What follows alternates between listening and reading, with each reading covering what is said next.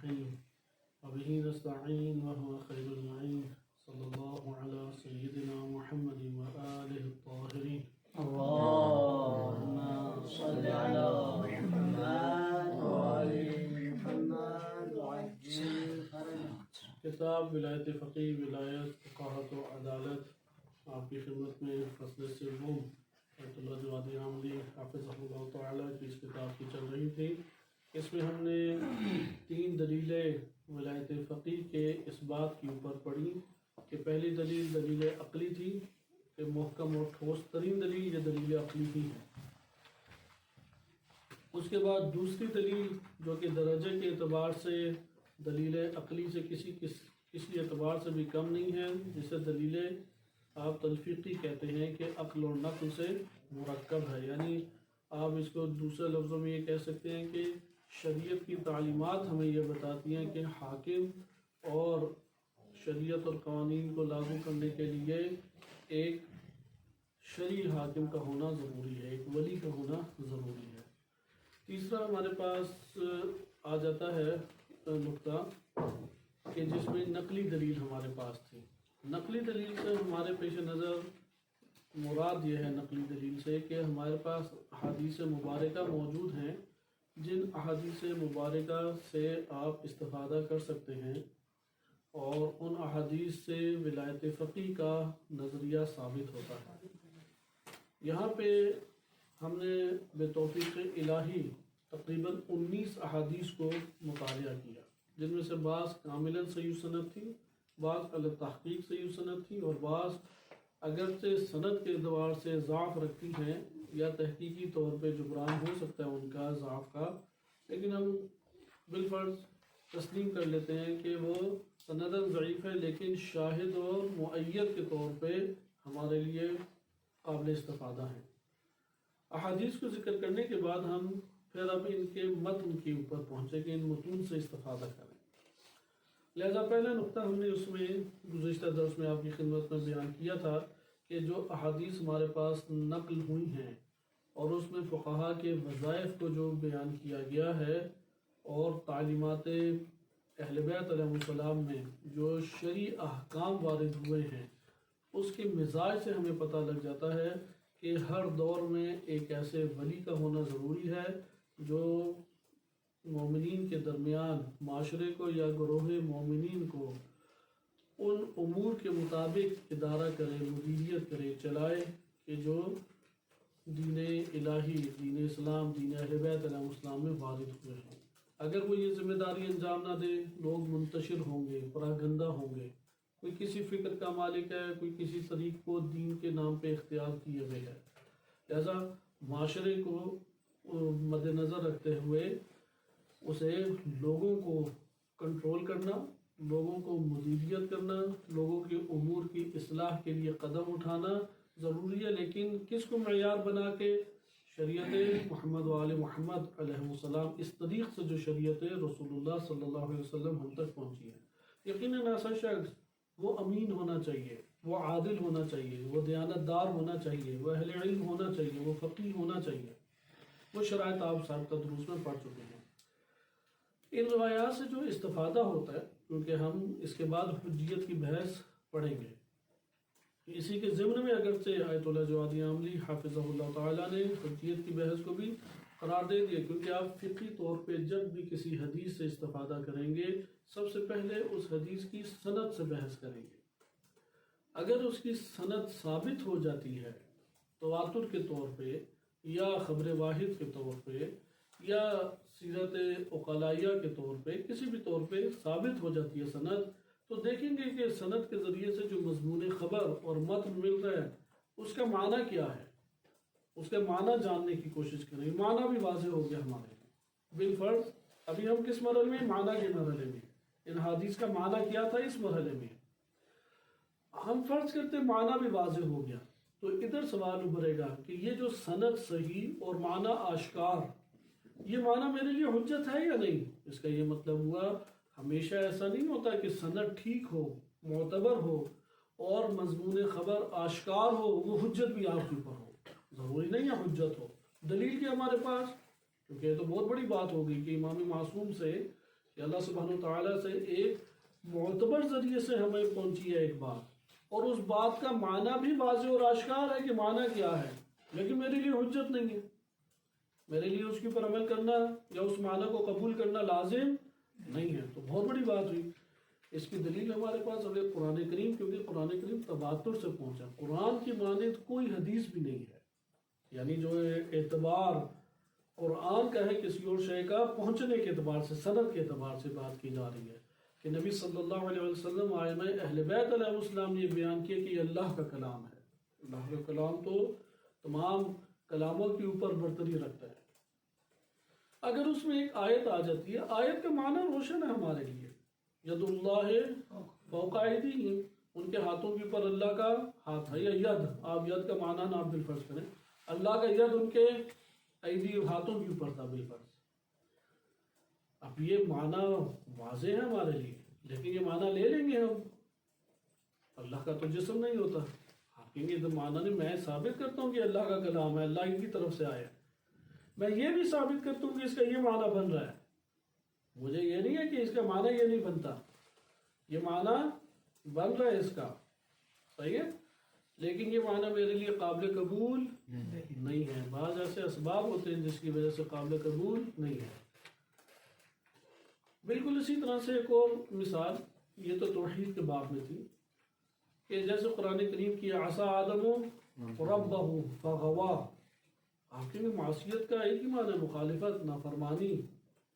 عصا صاد کے ساتھ صاد، اور اگر یا سے الف بنا ہے، واو سے الف بنا ہے تو الگ معنی ہوگا، ادھر یا سے الف بنا ہے اسی لیے یا ہے، کیونکہ واو سے اگر ہو نا، واو سے الف تبدیل ہوا ہو تو پھر الف آتا ہے عصا، یہاں پہ ہے یا سے، یعنی اگر ناقص واوی ہو تو پھر کس طرح لکھا جاتا ہے؟ ہاں، صاد کے بعد پورا الف لکھا جائے گا، اگر ناقص یائی ہو تو یا لکھ کے اس کے اوپر الف ہوتا ہے۔ تو یہاں پہ عین صاد یا سے، یا کے ساتھ معنی تمام لغت میں معصیت ہے۔ اب آپ کہیں گے یہ اللہ کی طرف سے نہیں آیت، ہم کہیں گے اللہ کی طرف سے آیت ہے، جس نے کہا اللہ تعالیٰ نے نہیں یہ فرمایا، فرمایا اللہ سبحانہ تعالیٰ نے، کہا کہ معنی روشن نہیں ہے کہ آدم نے معصیت کی اپنے رب کی، کہیں نہیں، معنی روشن ہے، اللہ تو آدم علیہ السلام نے اپنے رب کی معصیت کی، فغوا، وہ اغوا ہو گئے۔ اچھا، یہ عصمت سے ٹکراتی ہے، آپ کہیں گے نہیں، یہ معنی میں نہیں مانتا۔ جب حجیت کی بات آئے گی تو آپ کہیں گے یہ میں معنی برقرار رکھتا ہوں لیکن تسلیم نہیں کروں گا، کیوں؟ متشابہ میرے لیے آیت ہوگی، وہ توحید کے باب میں متشابہ تھی، یہ نبوت کے باب میں متشابہ آیت قرار پا جائے گی۔ ہاں، اگر کوئی عصا کے معنی کو آگے پیچھے کر کے گھما کے پیش کرے اور اس کا معنی عصمت کے ساتھ سازگار کر دے، آپ کہیں گے ٹھیک ہے، میں معنی قبول کر لیتا ہوں، لیکن اس صورت میں اگر یہ عصمت کے ساتھ قابل مقایسہ کرے اور قابل قبول نہ ہو تو پھر معنی کہیں گے کہ قرآن ہی ہے یہ، لیکن اس قرآن کا یہ معنی میرے لیے حجت نہیں بن رہا، کیونکہ عصمت کا مسلم نظریہ جو قرآن کریم نے پیش کیا ہے، کئی آیات میں پیش کیا ہے کہ شیطان اور ابلیس اللہ کے ان بندوں کے اوپر سلطنت پیدا نہیں کر سکتا، مسلط نہیں ہو سکتا، تو ان آیات کی وجہ سے عصمت کا نظریہ ثابت ہے، عقل کی وجہ سے ثابت ہے، احادیث میں بھی اسی طرح قرآن کی طرح احادیث میں بھی ہیں، تقریباً 9 کے قریب معتبر احادیث ہیں جس سے پتہ لگتا ہے کہ انبیاء و ائمہ علیہ السلام مثلا گناہ کر سکتے تھے یا گناہ کیا، لیکن کثیر ہمارے پاس احادیث ہے جس سے پتہ لگتا ہے گناہ نہیں کر سکتے تھے۔ تو یہاں پہ عقلی ادلہ آئیں گی اور وہ بتائیں گی کہ اگر روایت معتبر ہے، ہم کہیں گے روایت معتبر ہے سند کے اعتبار سے، معنی کو دیکھیں گے معنی روشن ہے یا نہیں، کہیں گے معنی روشن ہے لیکن قابل قبول ہے میرے لیے، تو آپ کہیں گے بعض ایسے اسباب ہمیشہ بنتے ہیں جس کی بنیاد پہ قابل قبول ایک حدیث نہیں ہوتی یا ایک آیت قابل قبول حجیت کے عنوان سے میرے لیے حجیت کے عنوان سے نہیں ہے، وإلا قرآن میں اسے مان رہا ہوں اور اسے میں کلام الہی بھی مان رہا ہوں، جیسے یہاں پہ بھی ولایت فقی کے عنوان سے، اور علم فقہ میں بالخصوص ایسا ہی ہے۔ بعض اوقات ایسا ہوتا ہے کہ سند معتبر نہیں ہے، اس وجہ سے آپ نے اس حدیث سے استفادہ نہیں کیا۔ بعض اوقات ایسا ہوتا ہے کہ سند معتبر ہے، متن حدیث جو ہے اس کا معنی آشکار نہیں ہے، مبہم ہے، معنی سمجھ نہیں آ رہا یہ معنی ہے یا یہ معنی ہے۔ اگر مجمل ہو نا معنی حدیث تب بھی معتبر نہیں، یعنی اس حدیث سے استدلال نہیں کر سکتے آپ، فقہی حکم اخذ نہیں کر سکتے کیونکہ معنی نہیں روشن ہو رہا۔ اگر فقہی حکم اگر معنی روشن ہو تو پھر آپ دیکھیں گے تیسرے مرحلے میں حجت ہے یا نہیں، یعنی کوئی ایسا نقص اور کوئی ایسا عیب تو لازم نہیں آ رہا جو پورے دین کے واضح اور ضروریات مذہب سے ٹکراتا ہو، یعنی ہماری واضح تعلیمات سے ٹکراتا ہو، ایسا معنی تو نہیں آشکار ہو رہا۔ اگر ایسا معنی آشکار ہو رہا ہو کہ جو ہمارے واضح مسلم ثابت شدہ جو یقینی طور پہ آیات اور روایات سے ثابت شدہ ہے ان تعلیمات سے ٹکرا رہا ہے تو ہم کہیں گے یہ معنی ہم حجت نہیں ہمارے لیے قرار پائے گا۔ اس لیے تیسرے مرحلے میں یہ ہمیں معنی رکھنا پڑے گا۔ اس لیے آپ یہ ذہن نشین رکھیں، صرف یہ کہہ دینا یہ حدیث تو معتبر ہے اس سے قابل قبول نہیں ہو جاتی، یا یہ کہہ دیا جائے حدیث معتبر اور معنی بھی آشکار ہے اس سے بھی قابل قبول نہیں ہو جاتی، حجیت سے بحث کرنا لازم قرار پاتا ہے۔ اس کی ایک میں مثال ایک اور آپ کی خدمت میں پیش کرتا ہوں جو فقہا میں اختلاف بھی اس میدان میں آتا ہے۔ من لا یعذر الفقی میں اور روایت وارد ہوئی ہے پرندوں کے باب میں کہ حلال پرندے اور حرام پرندے، اگر پرندوں کے نام آ جائیں کہ یہ حلال ہیں ہم کوئی تحقیق نہیں کریں گے، حدیث نے کہہ دیا حلال پرندے ہیں تو استثناء ہو سکتا ہے یا نہیں، بہت ساری چیزوں سے استثنائی طور پہ ہم کہیں گے کہ ممکن ہے کہ ایک ملاک حلال پرندوں کا اس میں نہ بھی پایا جائے، چونکہ روایت کہہ رہی ہے حلال ہے تو ہم اس سے کیا معاملہ کریں گے، حلال کا۔ لیکن انہی احادیث میں اب سارے کے سارے جہان کے پرندے تو ائمہ اطہار علیہ السلام نہیں اپنے کلام میں لا سکتے، یعنی کوئی نیشنل جغرافی چینل کا تو نہیں ہے نا ادھر مرکز کہ سارے کے سارے دنیا کائنات کے پرندے اٹھا کے لے آئے۔ چند ہی پرندے جو عرب دنیا جس سے آشنا تھی وہی مثالوں میں آئیں گے نا، یا جو سوال جواب کیے لوگوں نے۔ اس لیے بقیہ پرندوں کا کیا کریں، وہ سارے حرام قرار پائیں یا سارے حلال قرار پائیں؟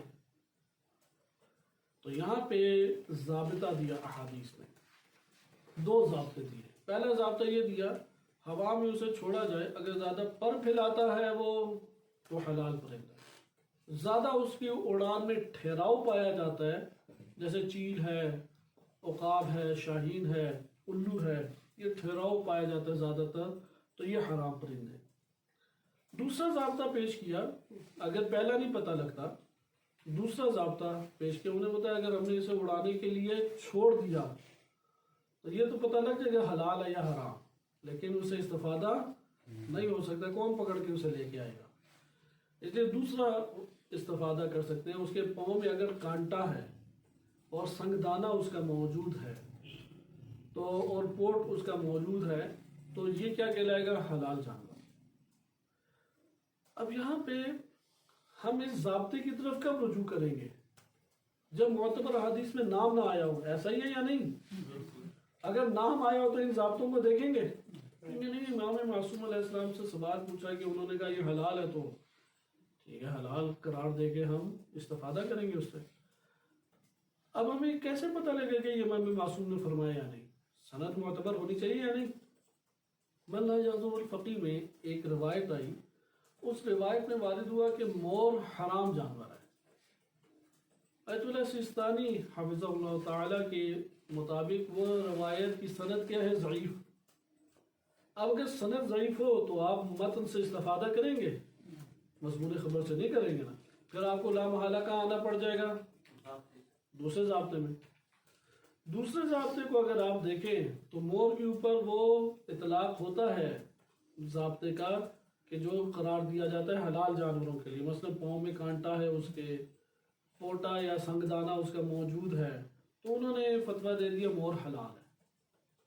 اب ادھر سے جو فتنہ گر لوگ ہیں وہ کہتے ہیں من لا یعذر الفقی میں امام معصوم نے یہ کہا تھا اور دیکھو انہوں نے حرام کو حلال کر دیا۔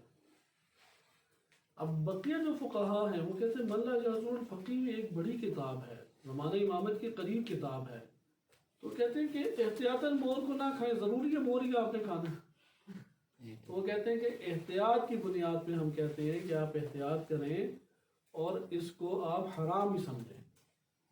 تو وہ احتیاط کرتے ہوئے اپنے مقلدین کہتے ہیں اگر آپ مجھ سے سوال کرتے ہیں اگر تو ضعیف ہے روایت، لیکن میں آپ کو کہتا ہوں کہ احتیاطاً آپ نہ کھائیں۔ कव्वे की भी बाज़ किस्मों के बारे में इसी तरह से है, सही है। तो वहाँ पे एहतियात सबसे बेहतरीन चीज़ है, लेकिन आपने मुलाहिज़ा किया कि जब आप फ़िक़्ह इस्तिदलाल करते हैं तो इतने आराम से आप वहाँ से सिर्फ सनद मोतबर है जी या फ़लाँ फ़लाँ उलमा ने एक लंबी लिस्ट दे दें। वज़ा अल्लामा हिल्ली रहमतुल्लाह अलैह तक, बल्कि शहीद सानी रहमतुल्लाह अलैह तक, ये तकरीबन बन जाते हैं 800 साल। 800 साल तक कुएं के अंदर कोई नजासत गिर जाए, कोई चूहा मर जाए तो इतने डोल निकालो पकड़ पकड़ के, ये अहकाम शरीयत है।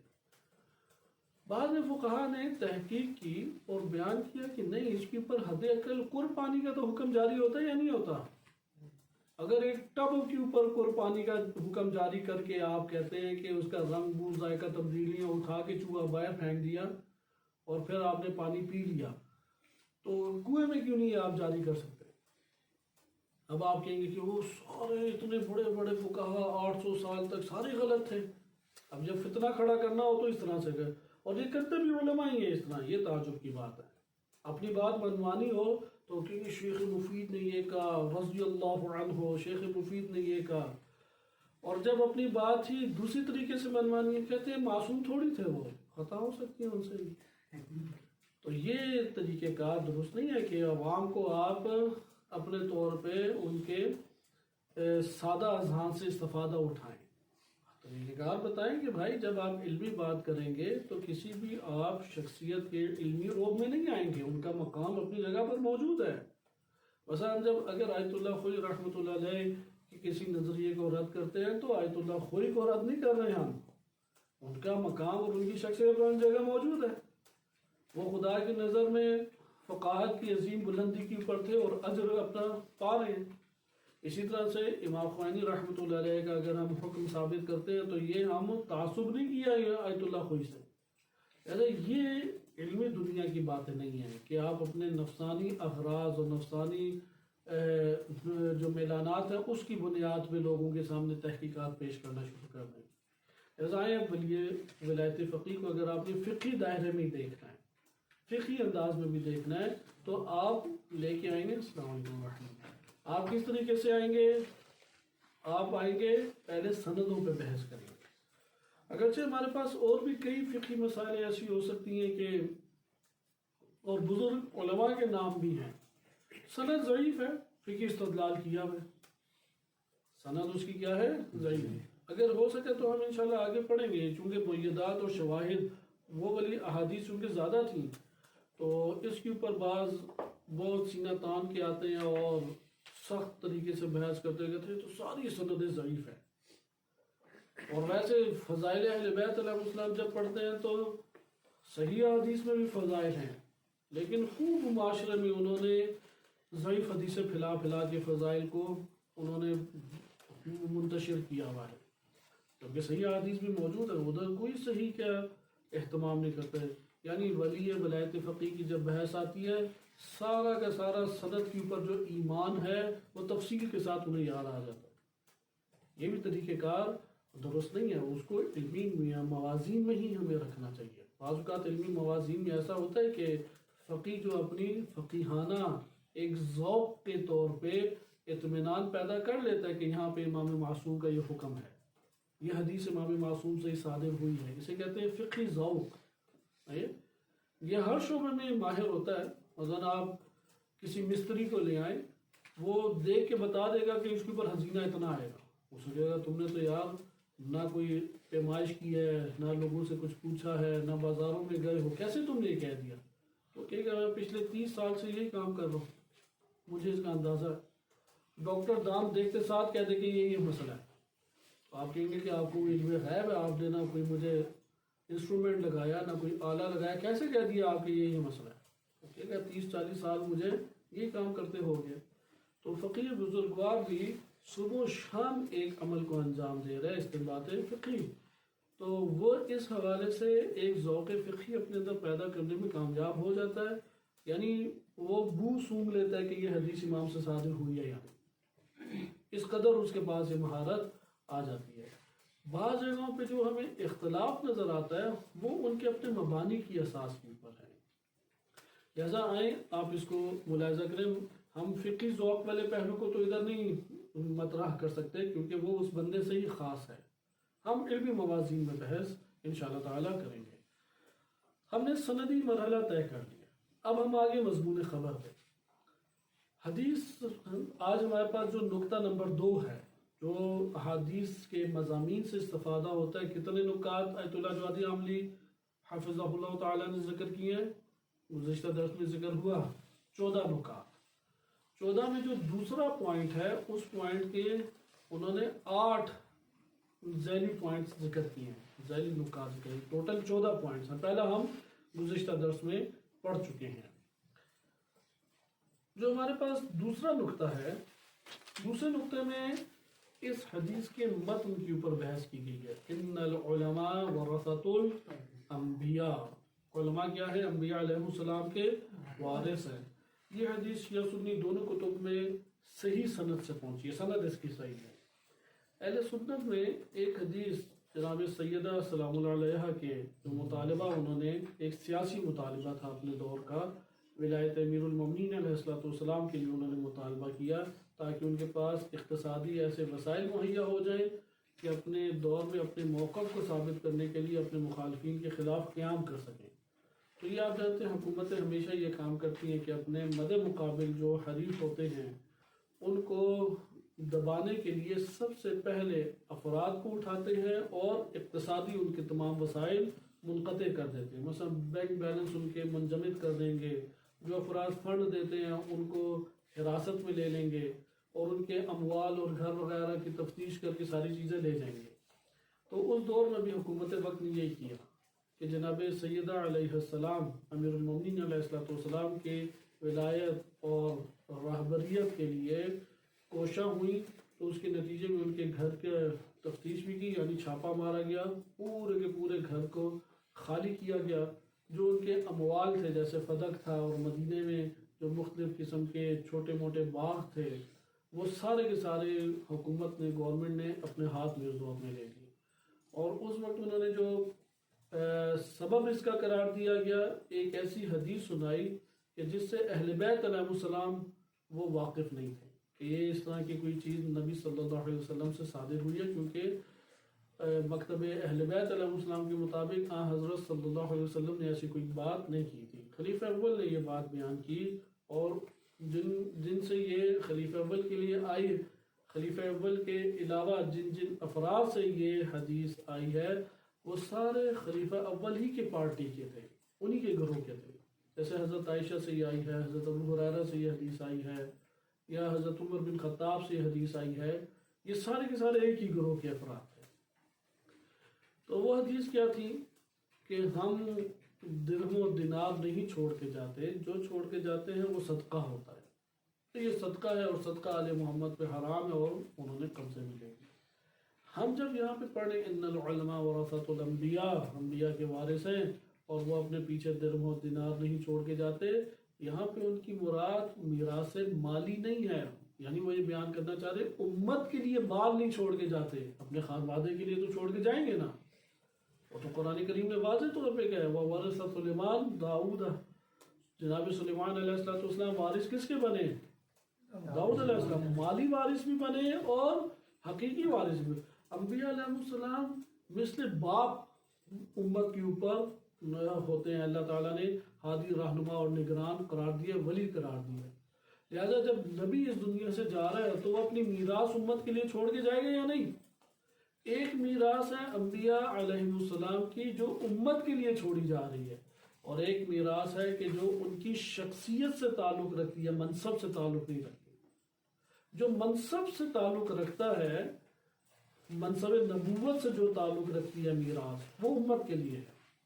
لیکن جو شخص اور نسب کے اعتبار سے اور حسب کے اعتبار سے تعلق مال رکھتا ہے وہ ان کے نسب میں جائے گا. واضح یہ بات، یہ ہمارے لیے بہت آج کل مثلا خمس کا مال امام ہوتا ہے یا نہیں؟ وہ امام کے پاس جائے گا. امام کے پاس جائے تو اس امام ہی کی تمام اولاد میں تقسیم ہوگا یا وہ امامت کا مال ہے اور اگلے امام کو منتقل ہوگا؟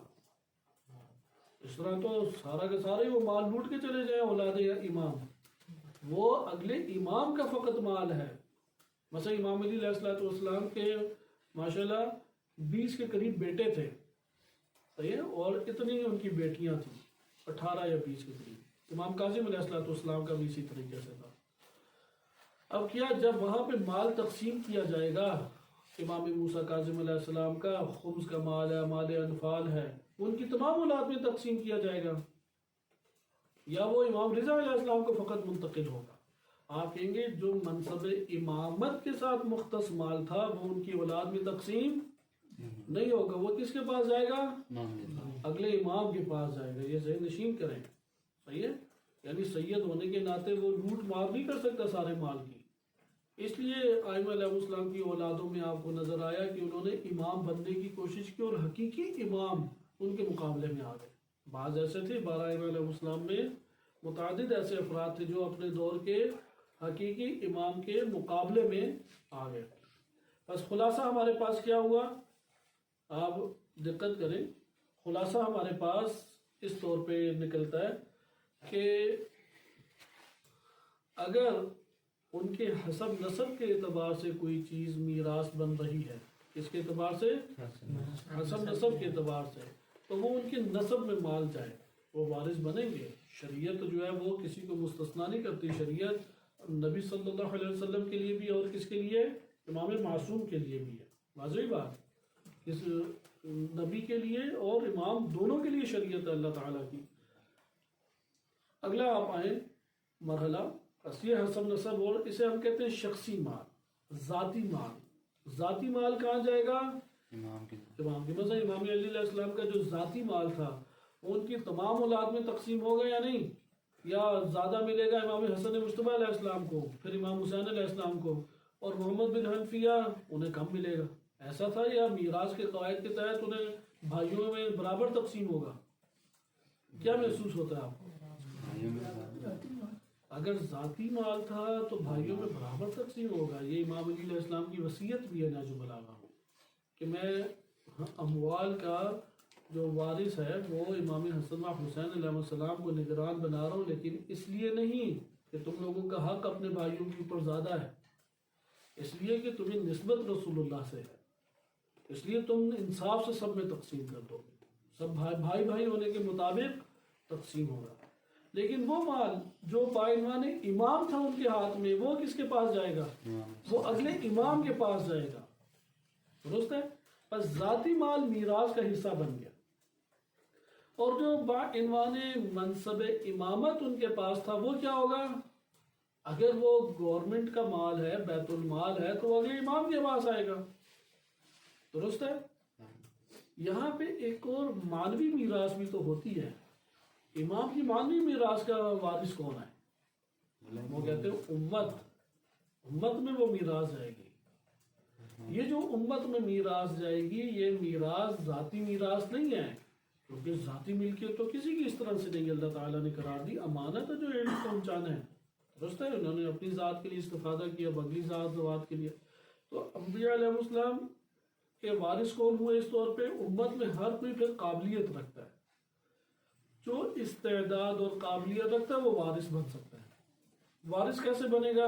اگر علم کا وارث بننا ہے تو علم لے گا تو وارث بنے گا نا. بس بالقوہ پوری امت ہے وارث، بالخصوص علماء. لیکن عملاً فعلاً کون وارث بنیں گے؟ جنہوں نے لے گئے. یعنی قوت کے اعتبار سے یہ سارے بیٹے وارث ہیں، لیکن عملاً میراث سے کس نے فائدہ اٹھایا؟ آپ کہیں گے ہاں یہ 4 بندوں نے استفادہ کیا. اسی طریقے سے علماء کے بارے میں کیا روایت نے آ کے کہا؟ میری میراث کے اصل وارث کون قرار پائیں گے؟ علماء. انبیاء علیہ السلام سے اگر بات آئے تو علماء میں سب سے پہلا طائفہ اور گروہ کون ہے؟ ائمہ اطہار علیہ السلام.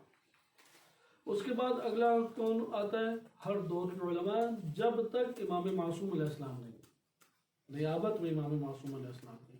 یہ ہمارے لیے ایک مطلب آیا کہ آپ نے اس جگہ پہ ملاحظہ کیا کہ درہم و دینار امت کے لیے امام نہیں چھوڑ کے جاتے. اس لیے جو کہا ہے نا کہ یہ صدقہ ہے سب کے لیے، تو امت کے لیے تھوڑی صدقہ ہے. خود کہہ رہے ہیں درہم و دینار نہیں چھوڑ کے جاتے. جب چھوڑ کے درہم و دینار نہیں جاتے تو امت کیسے درہم و دینار لے سکتی ہے؟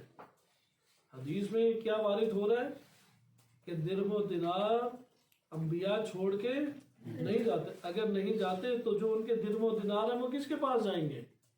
ادھر سے تو ہم یہ فائدہ اٹھائیں گے نہیں، امت کے پاس جا ہی نہیں سکتے۔ استدلال سمجھ آیا یا نہیں آیا؟ یہ حدیث آپ لوگوں نے پڑھی تھی یا نہیں؟ حدیث میں آپ کے حدیث ہمارے پاس جو مفصل ہے وہ پہلے گزر چکی ہے، کیونکہ وہ الکافی سے آپ کے خدمت میں ذکر کی گئی۔ ادھر صرف ایک حصہ پڑھا ہوا ہے، میں آپ کے سامنے وہ دوسرا حصہ بھی پڑھ دیتا ہوں تاکہ یہ مطلب آپ کے لیے روشن ہو کہ اس حدیث کے اس حصے سے اس ٹائم مد مقابل گروہ بہت استفادہ اٹھاتا ہے، خصوصاً فدق کے مسئلے پہ۔ نمبر 2، تبیینی حدیث کے اعتبار سے بھی یہ معنی ہمیں سمجھنا ضروری ہے۔ صرف یہ نہیں ہے کہ مناظرے کے لیے ہم چیز سمجھیں، مناظرہ نہیں ہے تو چلو اب جاہل ہیں، نہیں۔ ایک تو تبیین حدیث کے عنوان سے ہمیں پہلا ہے، اور دوسرا دفاع موقف جناب سیدہ سلام اللہ علیہا، اس موقف کے دفاع کے لیے بھی ضروری ہے۔ اب حدیث جو چونکہ صحیح سند ہے، سب سے پہلے جب آپ فدق کا مسئلہ اٹھائیں وہ لے کے ہی مد مقابل شخص وہ یہی حدیث لے کے آتے ہیں، اس لیے آپ اس حدیث کے اوپر غور کریں۔ ایک جو اس کا حلی جواب ملتا ہے وہ تو میں نے آپ کی خدمت میں ذکر کیا، اسے کہتے ہیں حلی جواب حلی، یعنی ایک امامت کا منصب ہے، نبوت کا منصب ہے، اور ایک ان کی ذاتی شخصیت ہے۔ بالآخر قبیلے کے اندر باپ ہیں، بھائی ہیں، بیٹا ہیں، یہ ان کے قبیلے اور عشیرے کے اعتبار سے حیثیت ہے نہیں ہر نبی اور ہر امام کی۔ اس اعتبار سے اللہ نے جو قوانین اپنی شریعت میں اللہ نے اتارے ہیں، شریعت الہی میں، وہ ان کے اوپر لاگو ہوں گے یا نہیں؟ لاگو ہوں گے نا، اس لاگو ہونے کے مطابق میراث تقسیم ہوگی۔ یہ تو ایک طرف ہو گیا۔ دوسری بات آپ آ جائیں اور اس حدیث کو ملاحظہ کریں کہ العلماء ورثۃ الانبیاء، یہ ہمارے پاس الکافی میں آئی ہے، صحیح سند ہے، اور ہے بھی کتاب ہمارے پاس کتاب الفضل العلم میں یہ بات آئی ہے، صفت العلم و فضل۔ میں حدیث آپ کے سامنے پوری پڑھتا ہوں۔ ان العلماء ورثۃ الانبیاء، علماء کیا ہے؟ انبیاء کے وارث ہیں۔ وَذَاكَ أَنَّ الْأَنْبِيَاءَ لَمْ يُورِثُوا دِرْهَمًا وَلَا دِينَارًا، چونکہ انبیاء جب وراثت چھوڑ کے جائیں تو وہ درہم اور دینار چھوڑ کے نہیں جاتے۔ وَإِنَّمَا أَوْرَثُوا أَحَادِيثَ مِنْ أَحَادِيثِهِمْ، وہ اپنی حدیثوں میں سے احادیث، اپنی گفتگو، اپنی احادیث چھوڑ کے جاتے ہیں۔ درست ہے یہ بات؟ آگے فَمَنْ أَخَذَ بِالشَّيْءٍ مِّنْهَا، جس نے ان احادیث میں سے کوئی ایک چیز بھی اخذ کر لی، فقد اخذ حظا وافرا، اس نے بہت بڑا حصہ اکٹھا کر لیا۔ حظ کہتے ہیں ایک قسمت کو، اس کی بڑی اچھی قسمت تھی کہ اس نے بڑا خزانہ سمیٹ لیا ہے، حظا وافرا۔ فانظروا علمکم ھذا، اپنے اس علم کے بارے میں غور و فکر کرو، کیا تمہیں حاصل ہوا ہے۔ عمن تأخذونہ، کس سے تم نے اپنا علم لیا ہے؟ ذاکروں سے لیا ہے، خطیبوں سے لیا ہے، علماء سے لیا ہے، یا انبیاء وائمہ علیہ السلام سے لیا؟ کس سے لیا تم نے؟ جو نسبت دے دے واٹس ایپ کے اوپر، اور عجیب و غریب حدیثیں ہیں کہ تمہیں اگر کوئی سلام کرے تو کر دو، اگر منہ پھیر لیتا ہے تو ٹھیک ہے تم بھی منہ پھیر لو، پھر نیچے لکھا ہوتا ہے امام علیہ السلام۔ اس طرح کی حدیثیں، یہ واٹس ایپ حدیثیں تو اصلاً قبول نہیں۔ فانظروا علمکم ھذا، اپنے اس علم کے اوپر غور و فکر کرو۔ عمن تأخذونہ، کس سے تم نے لیا ہے یہ علم؟ صحیح ہے؟ بعض کہتے ہیں بعض کی حجت بڑے ہونے تک، بعض اندر سے بچے ہوتے ہیں، آپ نے دیکھا ہوگا داڑھی مونچھ نکل آتی ہے لیکن اندر سے بچے ہی ہوتے ہیں۔ وہ کہتے ہیں کس نے کہا تھا؟ کہتے ہیں ہمارے ابو جی نے کہا تھا۔ کہتے ہیں اچھا وہ کیا تھے؟ ہمارے آباء و اجداد کا دین ہے یہ کفار کا بھی نظریہ یہی قرآن نے ذکر کیا۔ تقلیدی تھوڑی ہوتا ہے دین، تحقیقی دین ہے۔ دلیل نہیں ہمارے آباء و اجداد، بے شک عالم ہو، بے شک مجتہد ہو، ایک غیر معصوم مجتہد ہو حجت نہیں بن جاتا۔ عدالت شرط ہے تاکہ امانت پہنچا سکے، ثابت ہو جائے کہ یہ امین تھا، دیانتدار تھا۔ لہذا امن تأخذونہ، اہل بیت علیہ السلام کی احادیث اس مسئلے پہ بہت حساس ہے، کس سے تم دین لیتے ہو؟ حتیٰ اس طرح سے وارد امام رضا علیہ السلام کی جانب سے ہوا ہے، جو کسی کی بات کان لگا کے سنتا ہے گویا کہ اس نے اس کی عبادت کی، اس لیے تم اس کی سنو کہ جو اللہ کا دین تم تک پہنچا رہا ہے۔ صحیح ہے. آپ کہیں گے میں اس کی وجہ سے تھوڑی جان رہا ہوں, میں تو کیونکہ یہ امانت کے ساتھ اللہ کا دین میرے سامنے بیان کر رہا ہے اور میرے لیے اس کا عادل ہونا ثابت ہے. اگر عادل ہونا ثابت نہیں ہے اس سے دین نہیں لینا چاہیے. اگر حب الدنیا ہے, دنیا کے پیچھے بھاگنے والا ہے, اس سے دین نہیں لینا چاہیے. اچھا, فَإِنَّ فِينَا أَهْلَ الْبَيْتِ فِي كُلِّ خَلَفٍ عُدُولًا يَنْفُونَ عَنْهُ تَحْرِيفَ الْغَالِينَ انتحال المبتلین و تأویل الجاہلین. کہتے ہیں ہم اہل بیت میں ہر دور میں جو گزرے ہیں ایسے رخ پھیرنے والے افراد تھے, ینفون عنہ, کہ جو غالی ایسے تھے جو تحریف کر لیتے تھے, اہل باطل تھے کہ جو دین کو موڑ کے پیش کرتے تھے, جاہل تھے جو ہر چیز کو توڑ موڑ کے پیش کرتے تھے. ان سے بچو. اس لیے نہ تم تحریف غالین کا شکار ہو, نہ انتحال المبتلین, باطل لوگوں نے انتحال کہتے ہیں نسبتیں آگے پیچھے دینا اور تغیر اور تبدل کر کے پیش کر دینا. اس طرح کے افراد سے مت لو, اور نہ ہی جو جاہل طبقہ اپنی تعویلیں اٹھا کے لے آتا ہے ان سے تم دین لو. آپ نے آغاز میں دیکھیں لم یورثوا درہما ولا دینارا, انبیاء علیہ السلام درہم اور دینار چھوڑ کے نہیں جاتے. یہاں پہ ایک مسئلہ, اگر انبیاء علیہ السلام درہم اور دینار چھوڑ کے نہیں جاتے, کس کے لیے نہیں چھوڑ کے جاتے؟ امت کے لیے نا. درہم اور دینار چھوڑ کے نہیں جاتے. تو جو نبی کی ذاتی ملکیت تھی وہ کس کی ملکیت بنے گا؟ ادھر ہم سوال کرتے ہیں, وہ امت کی ملکیت بن سکتا ہے؟ تو کہہ رہے ہیں کہ نہیں بن سکتا. وہ تو کہہ رہے ہیں نہیں بن سکتا, تو پھر صدقہ کیسے ہو گیا؟ پھر تو امت لے ہی نہیں سکتی نا. بیت المال میں جو آئے گا کس پہ خرچ ہوتا ہے؟ امت پہ خرچ. وہ تو پہلی حدیث کہہ رہی ہے کہ بھائی امت پہ نہیں خرچ ہو سکتا, تم کیوں لے رہے ہو؟ اس لیے انبیاء علیہ السلام درہم و دینار نہیں چھوڑ کے جاتے, امت کے لیے نہیں چھوڑ کے جاتے. اس لیے امت کے ہاتھ میں درہم دینار نبی کا نہیں لگے گا, کیونکہ وہ امت کے لیے ہے ہی نہیں. تو اب وہ ضائع بھی تو نہیں کرنا نا.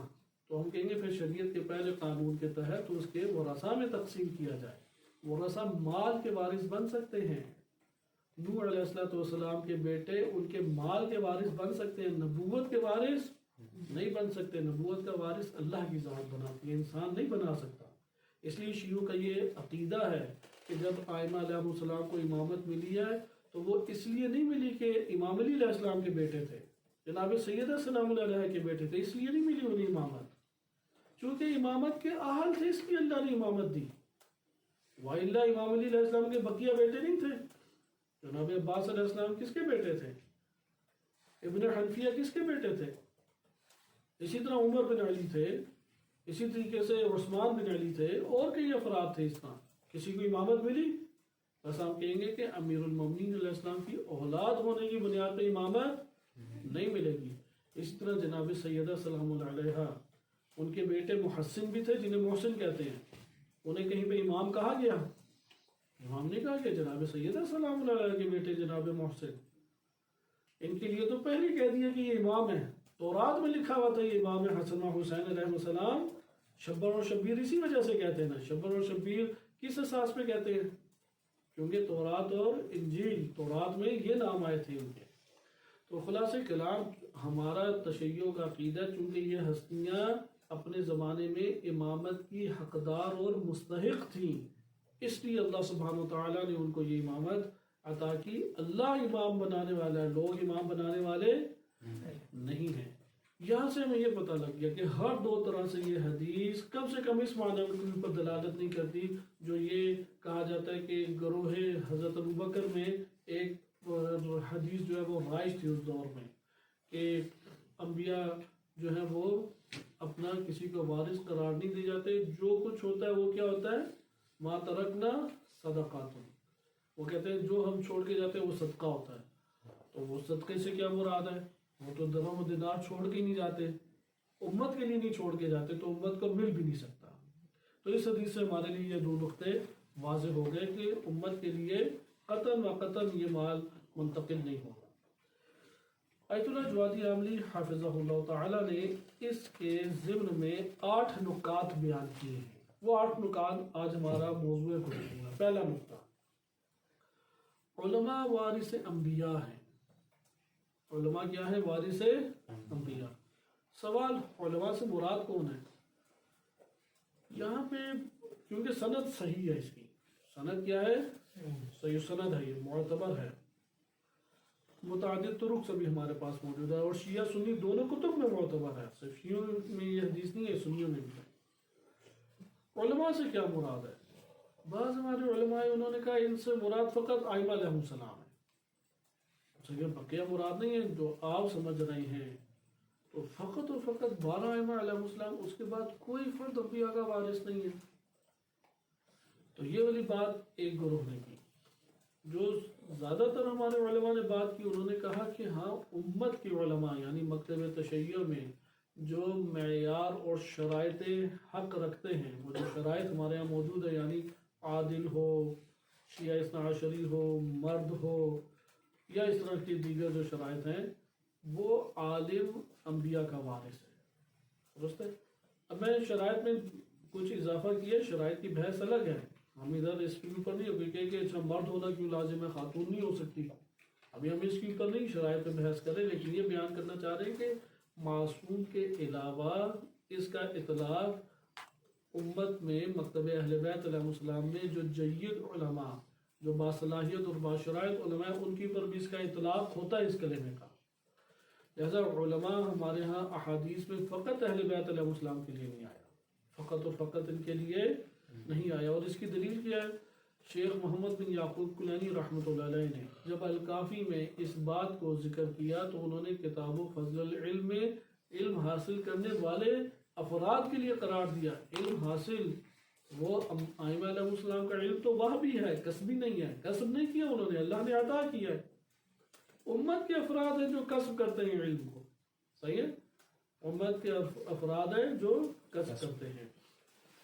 بس یہاں پہ پہلا نقطہ بھی آپ سمجھے، وہ کیا ہے؟ علماء کیا ہے؟ وارثان انبیاء ہیں۔ دوسرا نقطہ، انبیاء درہم و دینار ارث کے طور پہ نہیں چھوڑ کے جاتے، اپنی میراث جو امت کے لیے بنائیں گے وہ درہم اور دینار نہیں ہے، اس لیے انبیاء و ائمہ علیہ السلام سے درہم و دینار کی توقع میراث کے طور پہ نہ رکھیں، ہمارا حق تھا تو ہم نے لے لیا۔ نمبر 3، علوم الہیہ، اس کو انبیاء نے اپنی میراث قرار دیا ہے، یعنی ان کی احادیث کس پر مشتمل ہوتی ہیں؟ الہی علوم کے اوپر۔ ان الہی علوم کو انہوں نے کیا قرار دیا ہے؟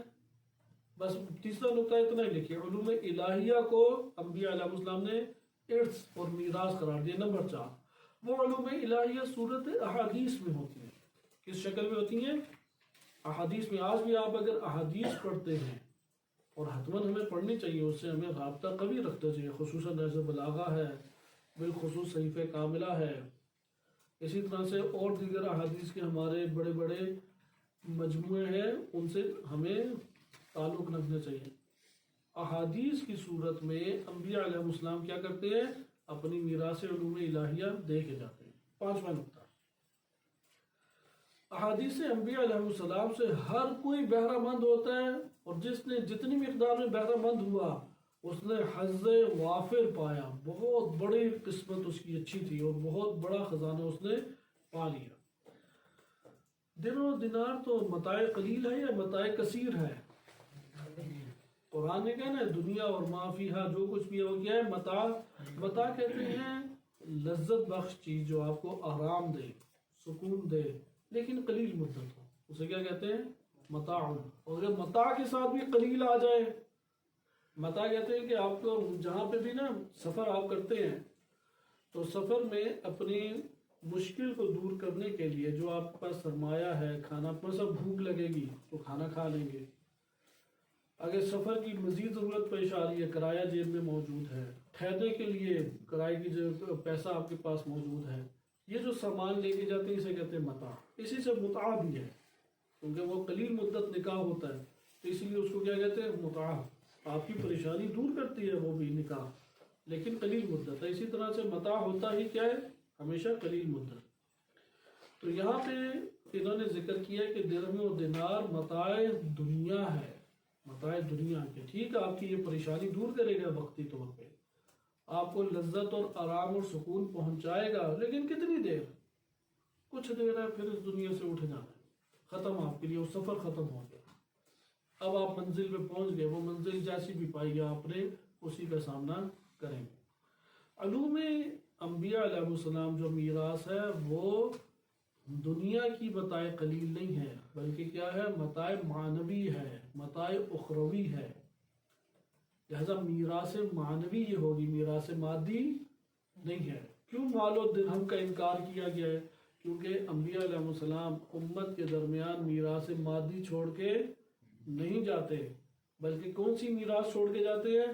معنوی میراث، جو آخرت کا سرمایہ ہے، آخرت کی متاع ہے، آخرت میں زندگی جینے کے لیے جو آپ کے لیے ضرورت تھی۔ لہٰذا یہاں پہ دنیا اور آخرت دونوں میں یہ پھر آپ کے لیے معنوی جو ہے سرمایہ وہ کارگر ہوتا ہے، اور عالم کے پاس اس طور پہ دنیا اور آخرت دونوں کا سرمایہ جمع ہوتا ہے۔ چھٹا نقطہ، علماء سے مراد خصوص آئمہ علیہ السلام نہیں ہے۔ ادھر آیت اللہ جوادی عاملی حافظہ اللہ تعالیٰ فرماتے ہیں کہ علماء سے مراد فقط آئمہ اطہار علیہ السلام نہیں ہے، اگرچہ سب سے پہلا مصداق اور سب سے پہلے اس کا اطلاق اس کلمے کا کس ذات کے اوپر ہوتا ہے؟ آئمہ اطہار علیہ السلام پر، اس کے بعد پھر آگے، بلکہ تمام کے تمام دینی علماء جو غیر معصوم ہیں اور ان کے طریق کے اوپر چلتے ہیں اور ان کی احادیث کو کسب کرتے ہیں، وہ مراد ہیں۔ وجہ کیا ہے؟ چرا خود ذکر کیا ہے کہ کیوں، اس لیے کہ یہ جو حدیث ہے یہ علم طلب کرنے والوں کی رغبت اور انہیں مزید تشویق دلانے کے لیے ہے۔ جو راہ علم میں چلنا چاہتے ہیں ان کے تشویق کے باب میں محمد بن یعقوب کلینی رحمۃ اللہ علیہ نے ذکر کیا، تاکہ انہیں تشویق دلائی جائے کہ تم لوگوں کا مرتبہ چھوٹا نہیں ہے، تم مال کی نہ وارث اس دنیا میں بنو، گاڑی آ جائے، چند پیسے آ جائے، کوئی گھر مل جائے، کوئی سر چھپانے کی جگہ میسر آ جائے، نہیں، تمہاری راہ اس سے بالاتر اور بلندتر ہے۔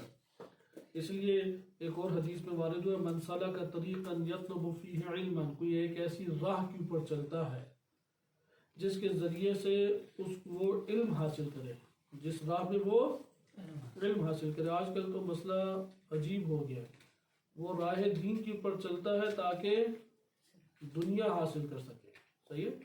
یطلب فیہ، وہ دین کو اختیار کرتا ہے، کیوں؟ مجالس ہیں، قرآن ہے، زیارتی ٹور ہیں، کسی عالم سے ملاقات ہے، جس چیز کو بھی اسے جو دین کا رخ نظر آتا ہے وہ دنیا ہی حاصل کرنے کے چکروں میں۔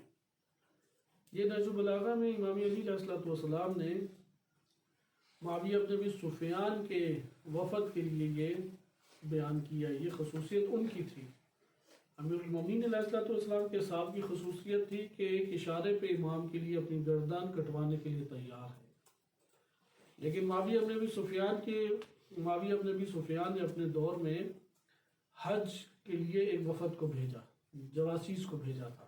ان کا کام یہ تھا کہ حاجیوں کے اندر پروپیگنڈا کر کے فساد پھیلائیں گے۔ ہوتے نا بعض مباحث سے چھیڑ دیں گے، جیسے شیعہ سنی بحثیں چھیڑ دیں گے، کوئی اور فتنہ فساد چھیڑ دیا۔ تو ابھی معاویہ بن ابی سفیان نے بندے بھیجے نہیں تھے۔ امام علی علیہ السلام کی انٹیلیجنس ماشاءاللہ بہت قوی تھی، تو انٹیلیجنس نے انہیں حکم دے، وہ خبر پہنچا دی کہ معاویہ نے بندے بھیجے ہیں۔ تو امام نے پھر مکہ کے والی کو لکھا، غالباً سہل بن حنیف رضی اللہ عنہ تھے، اور انہوں نے امام کا مکتوب کا آغاز اسی طرح ہے کہ مجھ تک خبر پہنچی ہے کہ معاویہ بن ابی سفیان نے چند افراد کو بھیجا ہے جو دل کے اندھے اور کانوں کے بہرے اور آنکھوں سے اندھے ہیں، یعنی دل کے اندھے اور کانوں سے بہرے ہیں، اور وہ دین کے تھنوں سے دنیا کو لینا چاہتے ہیں۔ یعنی دین ہوتے ہیں نا، دودھ گائے کا نکالتے ہیں نا، وہ کہتے ہیں وہ گائے دین کو بنانا چاہتے ہیں تاکہ اس سے وہ دنیا اپنی کمائیں، دنیا سجائیں۔ اس میں انہوں نے یہ خصوصیت بیان کی ہے کہ ان کی خصوصیت یہ تھی کہ یعنی آپ آسان، ممکن ہے کہ اس مثال میں آگے پیچھے ضرب المثل ہو جائے، لیکن اس میں یہ کلمات ہیں امام کی کہ یہ دین کی راہ سے کیا اٹھانا چاہتے ہیں؟ دنیا کی زینتوں کو لینا چاہتے ہیں، دنیا آباد کرنا چاہتے ہیں۔ دین کبھی بھی دنیا کی آباد کاری کی جہت سے نہ دے۔ میں اس لیے خطابت کی پریکٹس کر رہا ہوں تاکہ خطیب بنے، تو پوچھے کیا کرو گے؟ کہتے ہیں وہ تبلیغ کریں گے. یہ تبلیغ تو آج تک تم نے ادھر نہیں کی. تبلیغ کے تو عناصر اور تبلیغ کا معنی روش کچھ بھی نہیں تم سوال پوچھتے. وہ تو طالب جوہری صاحب کے رٹے لگا رہے ہو, فلاں ذاکر کے رٹے لگا رہے ہو. اندر جو بات چھپی ہوتی ہے وہ پھر اپنے قریبی دوستوں کو بتا دیتے ہیں. اس نے حساب کتاب لگایا ہوا ہے. مولانا علی رضا صاحب کا پروٹوکول ایسا ہوتا ہے, مولانا عقیل غریبی صاحب کا ایسا ہوتا ہے, مولانا فلاں کا ایسا ہوتا ہے. اور اگر وہ ذاکری طبقے کا تو پھر تو ایک اور لسٹ ہوتی ہے اور ان کی خصوصیات. اب یہ جو دنیا ہے, یہ دنیا ہم جانتے ہیں جو ممبر کے اوپر ہے اس کا استقبال, کیونکہ ہماری عوام عالم کسے سمجھتی ہے؟ جو ممبر پہ ہو, فقط ممبر پہ ہو یا اس کے مطابق پڑھے جو وہ چاہتے ہیں. دوسری شرط بھی ہونا ضروری ہے. اللہ اس بیچارے کو کوئی گھاس ہی نہیں ڈالتا. صرف ممبر نہیں, وہ پڑھے کہ جو لوگوں کو پہلے سے ہی آتا ہے تاکہ واہ واہ کر سکے. اگر وہ بتائے کہ جو لوگوں کو پتہ ہی نہیں ہے تو لوگ تو سوالیہ نشان چہرے سے ہی ہوگا. ایسے نہیں ہے بلب بجھ جاتا ہے تو پہچانا جاتا ہے نا, ان کے بلب بجھے ہوتے ہیں وہ یوں ساکن ہوتے ہیں, کہیں حرکت نہیں کرتے, کوئی روشنی نہیں ہے, کچھ نکل نہیں رہا, کیونکہ اندر سے بجھے ہوئے کہ ہے کہ مولانا صاحب تو نئی چیز بتا رہے ہیں, ہم نے تو پہلی دفعہ یہ سنی ہے. لفظ یہ ہوتا ہے جیسے وہ پہلے ساری عمر تحقیق کرتے رہے اور نئی چیز اب آ گئی ہے تو پہلی دفعہ ہم نے سنی ہے. ان کا کہنا یہ ہوتا ہے. خلاصہ کلام دین کی راہ سے دنیا کو نہ لے, اس لیے انہوں نے یہاں پہ اس بات کو ذکر کیا, یطلب فیہا علما, ایک ایسی راہ کے اوپر چلے کیا حاصل کرے؟ علم حاصل کرے. ہم اگر اہل قم کی ایک اور مثال دیں, کیونکہ تذکر اپنے لیے ضروری ہے, طالب علمی کے بہانے سے اقامے کے پیچھے ہمیشہ نہ بھاگ دوڑ کرے.